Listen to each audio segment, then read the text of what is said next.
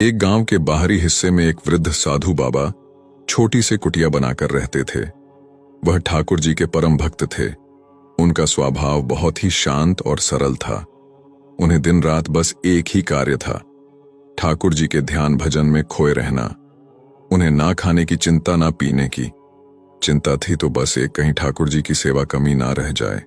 भोर से पूर्व ही जाग जाते, स्नान और नित्य कर्म से निवृत्त होते और लग जाते ठाकुर जी की सेवा में। उनको स्नान कराते, धुले वस्त्र पहनाते, चंदन से तिलक करते, पुष्पों की माला पहनाते, फिर उनका पूजन करते, ठाकुर जी का भजन आदि करते। फिर जंगल से लाए गए फलों से ठाकुर जी को भोग लगाते। वह बिल्कुल वैरागी थे, किसी से विशेष कुछ लेना देना नहीं था उनको। वह फक्कड़ थे, किंतु किसी के आगे हाथ नहीं फैलाते थे। यदि कोई कुछ दे गया तो स्वीकार कर लिया, नहीं तो राधे राधे। फक्कड़ होने पर भी एक विशेष गुण उनमें समाहित था। उनके द्वार पर यदि कोई भूखा व्यक्ति आ जाए तो वह उसको बिना कुछ खिलाए नहीं जाने देते थे। कुछ नहीं होता था तो जंगल से फल लाकर ही दे देते थे, किंतु कभी उन्होंने किसी को अपने द्वार से भूखा नहीं जाने दिया। यही उनकी स्थिति ठाकुर जी के प्रति भी थी। उनको इस बात की सदैव चिंता सताती रहती थी कि कहीं ठाकुर जी किसी दिन भूखे ना रह जाएं। उनके पास कुछ होता तो था नहीं, कहीं कोई कुछ दे जाता था तो भोजन बना लेते थे, पर वह अपने पास थोड़ा गुड़ अवश्य रखा करते थे। यदि भोजन बनाते थे तो पहले भोजन ठाकुर जी को अर्पित करते, फिर स्वयं ग्रहण करते। किंतु यदि कभी भोजन नहीं होता था तो गुड़ से ही काम चला लेते थे। थोड़ा गुड़ ठाकुर जी को अर्पित करते और फिर थोड़ा थोड़ा खुद खाकर पानी पी लेते थे। एक बार वर्षा ऋतु में कई दिन तक लगातार वर्षा होती रही। जंगल में हर ओर पानी ही पानी भर गया। जंगल से फल लापान संभव नहीं रहा। उनके पास रखा गुड़ भी समाप्त होने वाला था। भारी बारिश को होते देख अब बाबा जी को बड़ी चिंता होने लगी। वह सोचने लगे कि यदि वर्षा इसी प्रकार होती रही तो मैं जंगल से फल कैसे ला पाऊंगा और ठाकुर जी को भोग कैसे लगाऊंगा। गुड़ भी समाप्त होने वाला है, ठाकुर जी तो भूखे ही रह जाएंगे, और यदि द्वार पर कोई भूखा व्यक्ति आ गया तो उसको क्या खिलाएंगे हम। यह सोचकर वह गहरी चिंता में डूब गए। उन्होंने एक निश्चय किया कि अब से मैं कुछ नहीं खाऊंगा, जो भी मेरे पास है वह ठाकुर जी और आने वालों के लिए रख लेता हूं। ऐसा विचार करके उन्होंने कुछ भी खाना बंद कर दिया और मात्र जल पीकर ही अपना गुजरा करने लगे। किंतु वह ठाकुर जी को नियमित रूप से भोग लगाते रहे। बाबा जी की भक्ति देखकर ठाकुर जी अत्यंत प्रसन्न हुए, किंतु उन्होंने उनकी परीक्षा लेने का विचार भी किया। 2 दिन बाद ठाकुर जी ने एक वृद्ध ब्राह्मण का रूप धारण किया और उस बाबा की कुटिया में उस समय गए जब बहुत तेज वर्षा हो रही थी। वृद्ध ब्राह्मण को कुटिया पर आया देख साधु बाबा बहुत प्रसन्न हुए और उनको प्रेम पूर्वक कुटिया के अंदर ले गए। उनको प्रेम से बैठाया, कुशल मंगल पूछी। तब वह ब्राह्मण बड़ी ही दीन वाणी में बोले कि मैं 3 दिन से भूखा हूं। भूख के कारण मेरा शरीर बहुत कमजोर हो गया है। यदि कुछ खाने का प्रबंध हो जाए तो बहुत कृपा होगी। तब साधु बाबा ने ठाकुर जी को मन ही मन धन्यवाद दिया कि उनकी प्रेरणा से ही वह कुछ गुड़ बचा पाने में सफल हुए। वह बाबा स्वयं भी 3 दिन से भूखे थे, किंतु उन्होंने यथासंभव गुड़ और जल उन ब्राह्मण देव को अर्पित किया और कहा कि श्रीमान जी, इस समय तो इस कंगले के पास मात्र यही साधन उपलब्ध है, कृपया आप इसको ग्रहण करें। बाबा की निष्ठा देख ठाकुर जी अत्यंत प्रसन्न थे, किंतु उन्होंने अभी और परीक्षा लेने की ठानी। वह बोले, इससे मेरी भूख भला कैसे मिटेगी। यदि कुछ फल आदि का प्रबंध हो जाए तो मेरी भूख कुछ शांत होगी। अब बाबा जी बहुत चिंतित हुए।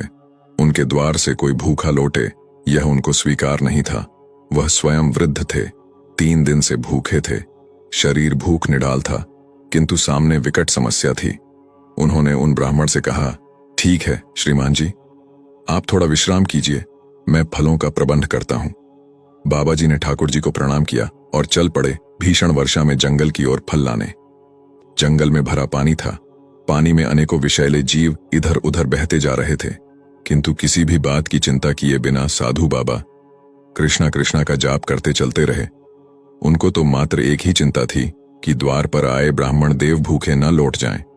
जंगल में पहुंचकर उन्होंने बहुत कठिनाई से फल एकत्र किए और वापस कुटिया की ओर चल दिए। जब वह कुटिया पर पहुंचे तो देखा कि ब्राह्मण देव उनकी प्रतीक्षा कर रहे थे। बाबा जी ने वर्षा और भरे हुए पानी के कारण हुए विलंब के कारण उनसे क्षमा मांगी और फल उनको अर्पित किए। वह वृद्ध ब्राह्मण बोले, बाबा जी आप भी तो ग्रहण कीजिए। किंतु वह बाबा ब्राह्मण देव से बोले, क्षमा करें श्रीमान जी, मैं अपने ठाकुर जी को अर्पित किए बिना कुछ भी ग्रहण नहीं करता। यह फल मैं आपके लिए लाया हूं, मैंने इनका भोग ठाकुर जी को नहीं लगाया है। तब वह ब्राह्मण बोला, ऐसा क्यों कह रहे हैं आप? ठाकुर जी को तो आपने अभी ही फल अर्पित किए हैं। बाबा बोले, अरे ब्राह्मण देव क्यों परिहास कर रहे हैं, मैंने कब अर्पित किए ठाकुर जी को फल?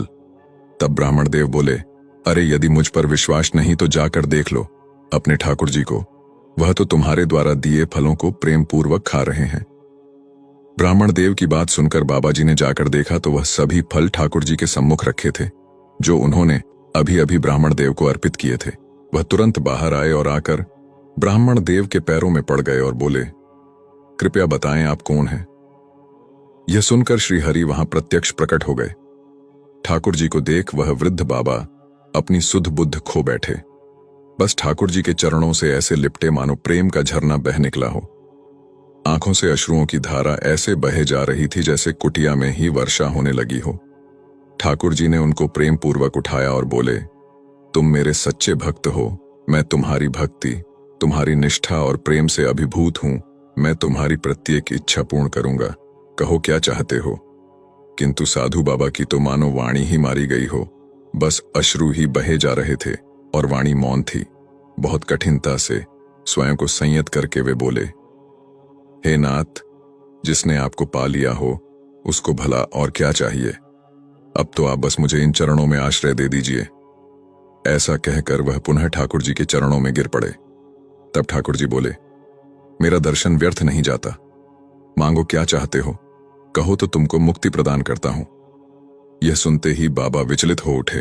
तब बाबा बोले, हे श्री हरि, हे नाथ, मुझको यूं न छलिए, मैं मुक्ति नहीं चाहता। यदि आप देना ही चाहते हैं तो जन्मों जन्मों तक इन चरणों का आश्रय दीजिए। हे नाथ, बस यही वरदान दीजिए कि मैं बार बार इस धरती पर जन्म लूं और हर जन्म में आपके श्री चरणों के ध्यान में लगा रहूं। मैं हर जन्म में इसी प्रकार आपको प्राप्त करता रहूं। तब श्रीहरि बोले, तथास्तु। भगवान के ऐसा कहते ही साधु बाबा के प्राण श्रीहरि में विलीन हो गए। जिसको मुक्ति ही मिल जाए तो और उसे क्या चाहिए, मुक्ति ही तो सबका लक्ष्य होता है। परंतु इस बाबा ने मुक्ति की बजाय भगवान की सेवा का वरदान मांगा।